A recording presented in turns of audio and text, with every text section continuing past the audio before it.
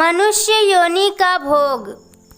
एक दरिद्र ब्राह्मण यात्रा करते करते किसी नगर से गुजर रहा था।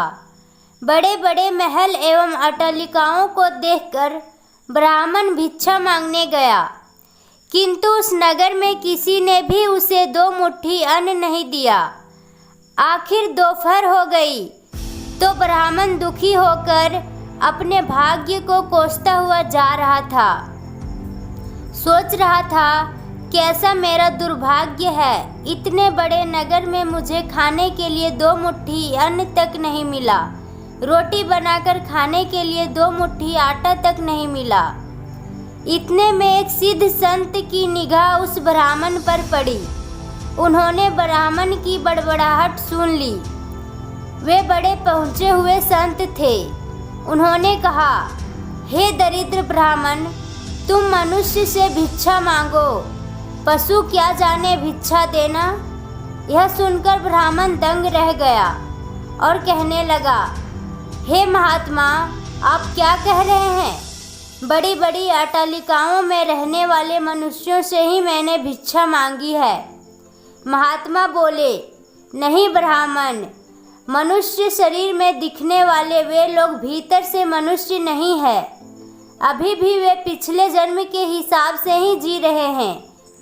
कोई शेर की योनि से आया है तो कोई कुत्ते की योनि से आया है, कोई हिरण की योनि से आया है तो कोई गाय या भैंस की योनि से आया है। उनकी आकृतियाँ मानव शरीर की जरूर है, किंतु अभी तक उनमें मनुष्यता नहीं निखरा है, और जब तक मनुष्यता नहीं निखरता तब तक दूसरे मनुष्य की पीड़ा का पता नहीं चलता। दूसरे में भी मेरा प्रभु ही है, यह ज्ञान नहीं होता। तुमने मनुष्यों से नहीं पशुओं से भिक्षा मांगी है। ब्राह्मण का चेहरा दुख व निराशा से भरा था। सिद्ध पुरुष तो दूरदृष्टि के धनी होते हैं। उन्होंने कहा, देख ब्राह्मण, मैं तुझे यह चश्मा देता हूँ, इस चश्मे को पहन कर जा और कोई भी मनुष्य दिखे उससे भिक्षा मांग, फिर देख क्या होता है। वह दरिद्र ब्राह्मण जहाँ पहले गया था वहीं पुनः गया और योग्य सिद्ध कला व चश्मा पहनकर गौर से देखा। ओहो, वाकई कोई कुत्ता, कोई बिल्ली है तो कोई बघेरा है। आकृति तो मनुष्य की है लेकिन संस्कार पशुओं के हैं। मनुष्य होने पर भी मनुष्यता के संस्कार नहीं है।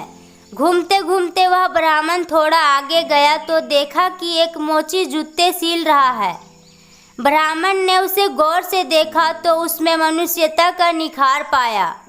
ब्राह्मण ने उसके पास जाकर कहा, भाई, तेरा धंधा बहुत हल्का है और मैं हूँ ब्राह्मण, रीति रिवाज एवं कर्मकांड को बड़ी चुस्ती से पालता हूँ। मुझे बहुत भूख लगी है, इसलिए मैं तुझसे मांगता हूँ, क्योंकि मुझे तुझ में मनुष्यता दिखा है। उस मोची की आंखों से टप टप आंसू बरसने लगे। वह बोला, हे प्रभु, आप भूखे हैं। हे मेरे भगवान, आप भूखे हैं, इतनी देर से आप कहाँ थे? यह कहकर मोची उठा एवं जूते सिलकर टका, आना, 2 आना वगैरह जो इकट्ठे किए थे उसे चिल्लर को लेकर हलवाई की दुकान पर पहुंचा और बोला, हलवाई भाई, मेरे इन भूखे भगवान की सेवा कर लो। ये चिल्लर यहाँ रखता हूँ, जो कुछ भी सब्जी, पराठे, पूरी आदि दे सकते हो वह इन्हें दे दो, मैं अभी जाता हूँ। यह कहकर मोची भागा और घर जाकर अपने हाथ से बनाई हुई एक जोड़ी जूती ले आया एवं चौराहे पर उसे बेचने के लिए खड़ा हो गया। उस राज्य का राजा जूतियों का बड़ा शौकीन था। उस दिन भी उसने कई तरह की जूतियां पहनी, किंतु किसी की बनावट उसे पसंद नहीं आई तो किसी का नाप नहीं आया। 2-5 बार प्रयत्न करने पर भी राजा को कोई पसंद नहीं आई तो राजा मंत्री से क्रुद्ध होकर बोला, अगर इस बार ढंग की जूती लाया तो जूती वाले को इनाम दूंगा, और ठीक नहीं लाया तो मंत्री के बच्चे तेरी खबर ले लूँगा। देवयोग से मंत्री की नज़र इस मोची के रूप में खड़े असली मानव पर पड़ी। जिसमें मानवता खिली थी, जिसकी आंखों में कुछ प्रेम के भाव थे, चित्त में दया की करुणा थी।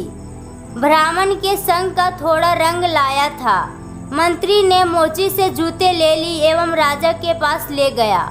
राजा को वह जूती एकदम फिट आ गई, मानो वह जूती राजा के ही नाप की बनी थी।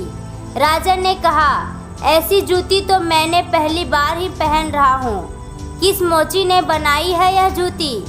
मंत्री बोला, हुजूर, यह मोची बाहर ही खड़ा है। मोची को बुलाया गया। उसको देखकर राजा की भी मानवता थोड़ी खिली। राजा ने कहा, जूती के तो 5 रुपये होते हैं, किंतु यह जूती 5 रुपयों वाली नहीं है, 500 रुपये वाली जूती है। जूती बनाने वालों को 500 और जूती के 500, कुल 1000 रुपये इसको दे दो। मोची बोला, राजा जी तनिक ठहरिए, यह जूती मेरी नहीं है, जिसकी है उसे मैं अभी ले आता हूँ। मोची जाकर विनय पूर्वक उस ब्राह्मण को राजा के पास ले आया एवं राजा से बोला, राजा जी यह जूती इन्हीं की है।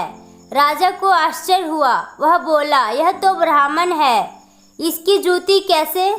राजा ने ब्राह्मण से पूछा। ब्राह्मण ने कहा, मैं तो ब्राह्मण हूँ, यात्रा करने निकला हूँ।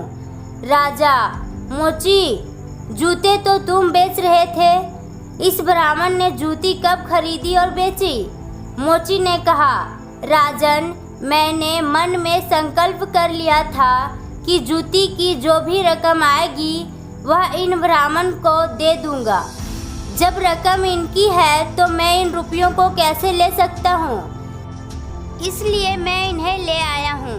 न जाने किसी जन्म में मैंने दान करने का संकल्प लिया होगा और मुकर गया होगा, तभी तो यह मोची का चोला मुझे मिला है। अब भी यदि मुकर जाऊं तो न जाने मेरी कैसी दुर्गति होगी।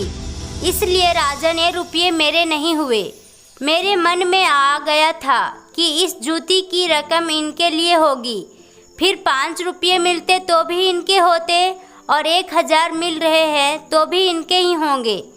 हो सकता है मेरा मन बेईमान हो जाता, इसलिए मैंने रुपयों को नहीं छुआ और असली अधिकारी को ले आया। राजा ने आश्चर्यचकित होकर ब्राह्मण से पूछा, ब्राह्मण, मोची से तुम्हारा परिचय कैसे हुआ? ब्राह्मण ने सारी आप बीती सुनाते हुए सिद्ध पुरुष के चश्मे वाली बात बताई और कहा, राजन, आपके राज्य में पशुओं के दर्शन तो बहुत हुए, लेकिन मनुष्यता का अंश इन मोची भाई में ही नजर आया। राजा ने कौतूहलवश कहा, लाओ वह चश्मा जरा हम भी देखें। राजा चश्मा लगाकर देखा तो दरबारियों में उसे कोई सियार दिखा तो कोई हिरन, कोई बंदर दिखा तो कोई रीछ। राजा दंग रह गया कि यह तो पशुओं का दरबार भरा पड़ा है।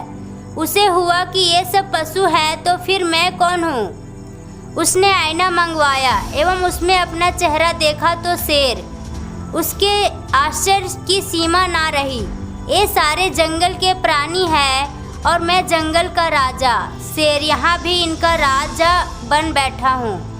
राजा ने कहा, ब्राह्मण देव, योगी महाराज, यह चश्मा तो बड़ा गजब का है। वे योगी महाराज कहाँ होंगे? ब्राह्मण, वे तो कहीं चले गए। ऐसे महापुरुष कभी कभी ही और बड़ी कठिनाइयों से मिलते हैं। श्रद्धावान ही ऐसे महापुरुषों से लाभ उठा पाते हैं। बाकी जो तो मनुष्य के चोले में पशु के समान है, वे महापुरुष के निकट रहकर भी अपनी पशुता को नहीं छोड़ पाते। ब्राह्मण ने आगे कहा, राजन, अब तो बिना चश्मे के भी मनुष्यता को परखा जा सकता है। व्यक्ति के व्यवहार को देखकर ही पता चला जा सकता है कि वह किस योनि से आया है। एक मेहनत करे और दूसरा उस पर हक जताए तो समझ लो कि वह श्रप योनि से आया है, क्योंकि बिल खोदने की मेहनत तो चूहा करता है, लेकिन श्रप उसको मारकर बिल पर अपना अधिकार जमा बैठता है। अब इस चश्मे के बिना भी विवेक का चश्मा काम कर सकता है। और दूसरे को देखें, उसकी अपेक्षा स्वयं को ही देखें। हम सर्प योनि से आए हैं कि शेर की योनि से आए हैं। यह सचमुच में हम में मनुष्यता खिली है। यदि पशुता बाकी है तो वह भी मनुष्यता में बदली जा सकती है। कैसे? गोस्वामी तुलसीदास जी ने कहा है, बिगड़ी जन्म अनेक की, सुधरे अब और आजू, तुलसी होई राम को, राम भजी ताजी। कुसमाजू, कुसंस्कारों को छोड़ दें, बस अपने कुसंस्कार आप निकालें तो ही निकलेंगे। अपने भीतर छुपे हुए पशुता को निकालेंगे तो ही निकलेगा। यह भी तब संभव होगा जब आप अपने समय की कीमत समझेंगे। मनुष्यता आए तो एक एक पल का सार्थक किए बिना आप चुप नहीं बैठें। पशु अपना समय ऐसे ही गंवाता है। पशुता के संस्कार पड़े रहेंगे तो आपका समय बिगड़ेगा। अतः पशुता के संस्कारों को आप बाहर निकालिए एवं मनुष्यता के संस्कारों को उभारिए। फिर सिद्ध पुरुष का चश्मा नहीं वरन अपने विवेक का चश्मा ही कार्य करेगा और विवेक के चश्मे को पाने की युक्ति मिलती है हरि नाम संकीर्तन यानी सत्य का संग व सत्संग से। तो हे आत्मजनों, मानवता से जो पूर्ण हो वही मनुष्य कहलाता है। बिन मानवता के मानव भी पशुतुल्य रह जाता है। इसलिए आप जो भी कमा रहे हैं उसमें कम से कम 2% दान करते रहिए। दोस्तों, ये कहानी कैसी लगी कमेंट करके ज़रूर बताइए। अच्छी लगी तो वीडियो को लाइक करें, शेयर करें और साथ ही साथ हमारे चैनल को सब्सक्राइब करें। वीडियो को अंत तक देखने के लिए आपका बहुत बहुत धन्यवाद।